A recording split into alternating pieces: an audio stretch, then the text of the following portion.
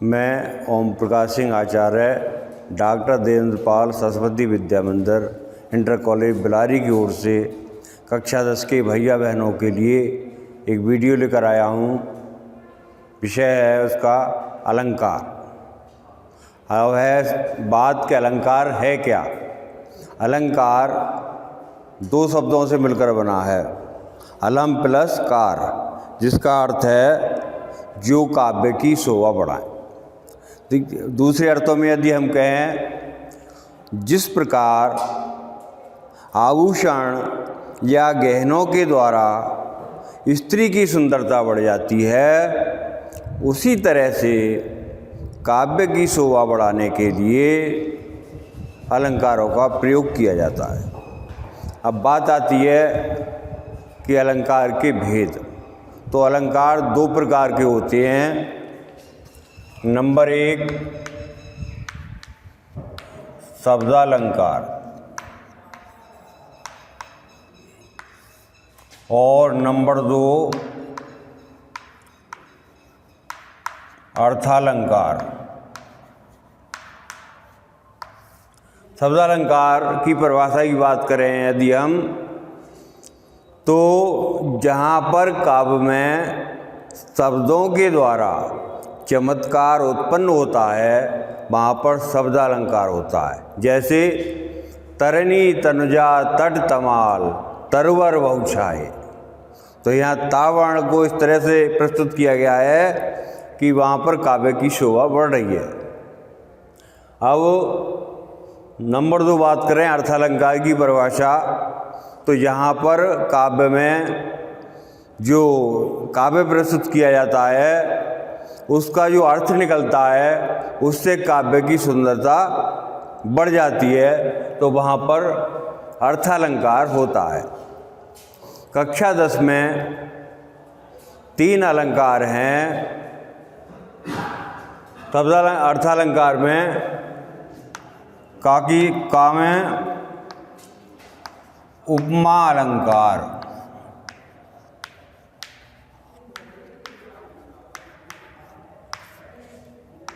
दूसरा यदि बात करें रूपक अलंकार,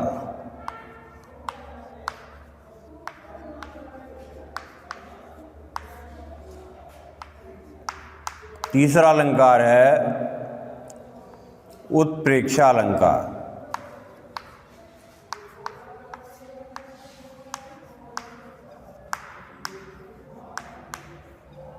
तो इस तरह से ये कक्षा 10 के कोर्स में 3 अलंकार हैं, उपमा, रूपक और उत्प्रेक्षा। अब पहले हम उपमा अलंकार की बात करते हैं। परिभाषा।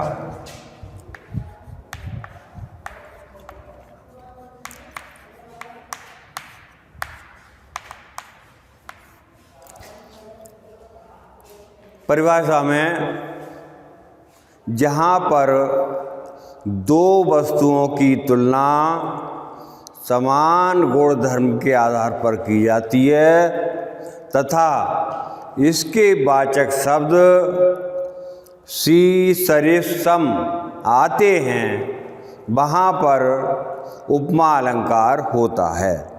उदाहरण में लिख रहा हूँ। नंबर 1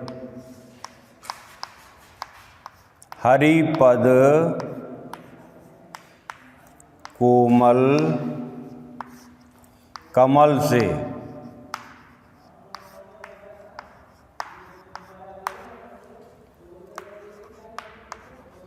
नंबर 2 पीपर पात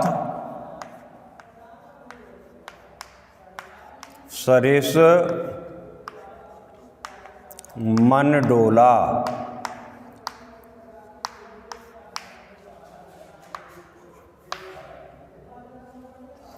तीसरा है मुख मयंक सम मंजू मनोहर।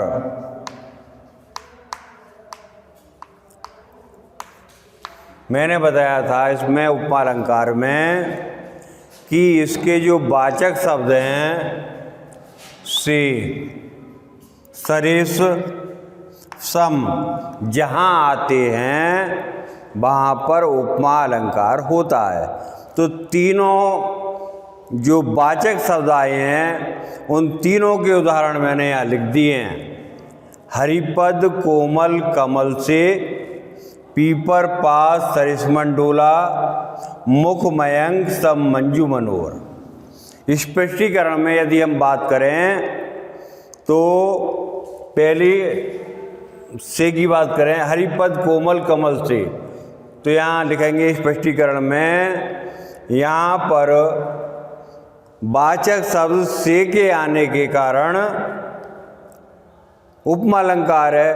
और तुलना की बात करें तो यहाँ हरि माने भगवान, पद माने पैर, तो भगवान के पैर कमल के समान मुलायम हैं।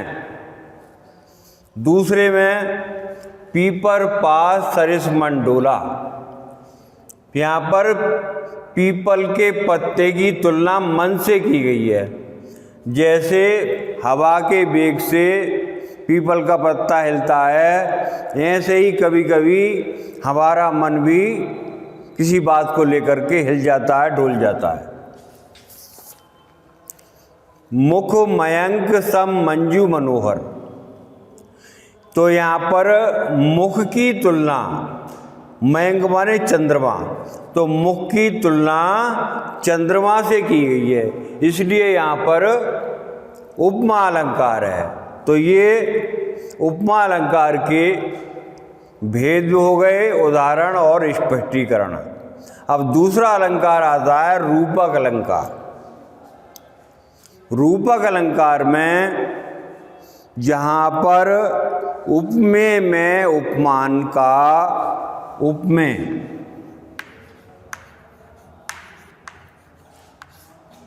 में उपमान का भेद रहित आरोप किया जाता है।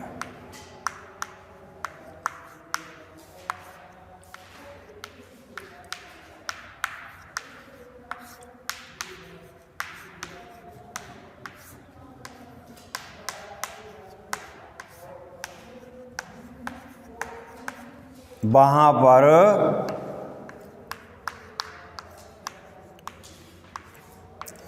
रूपक अलंकार होता है।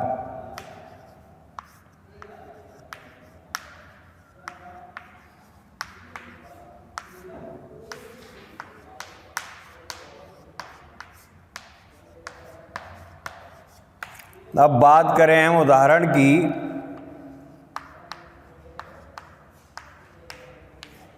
उदाहरण में चरण कमल, बंदो,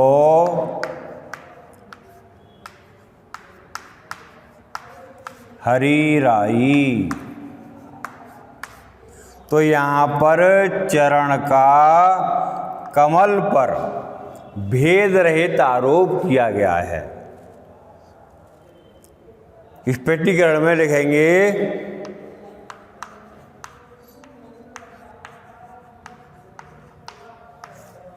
यहाँ पर चरण का कमल पर भेद रहित आरोप किया गया है, इस कारण यहाँ पर रूपक अलंकार है। और उदाहरण भी है इसके, बीती विभावरी जागरी, अंबर पनघट में डुबो रही, तारागढ़ उषा नागरी। तो इस तरह से अनेक उदाहरण हैं। अब हम बात करते हैं तीसरा अलंकार, उत्प्रेक्षा अलंकार।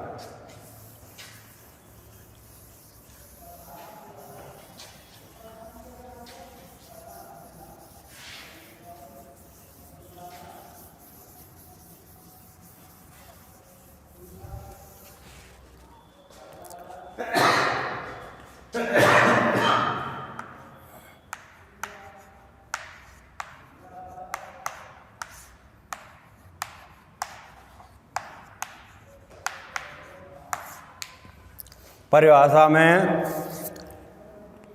जहाँ काव्य में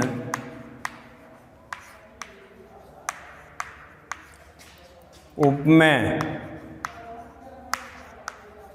में उपमान की संभावना व्यक्त की जाती है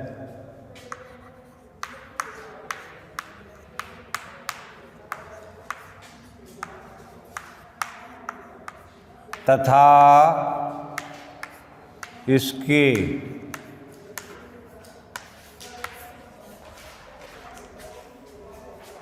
वाचक शब्द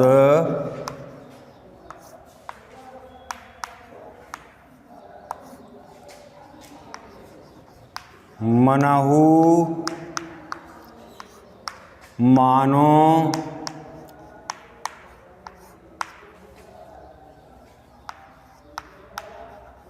जनहु, जानो आते हैं।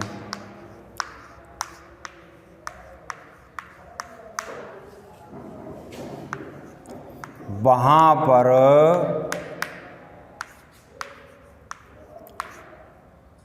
उत्प्रेक्षा अलंकार होता है।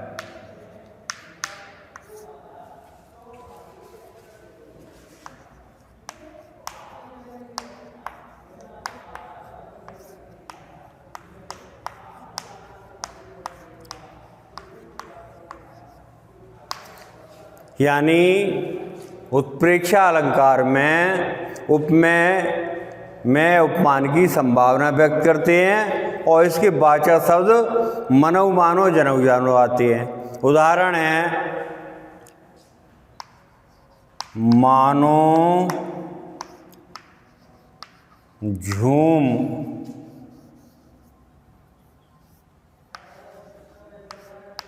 रहे, हों,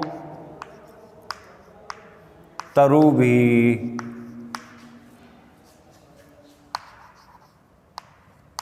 मंद पवन के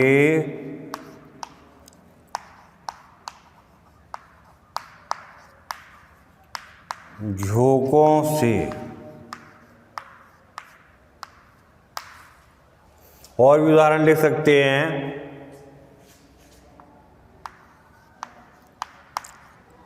सोहत, ओढ़त, पीत पटु, श्याम, सलोने गात।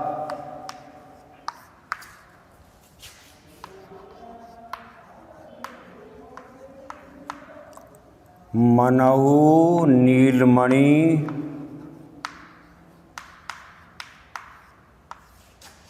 सैल पर।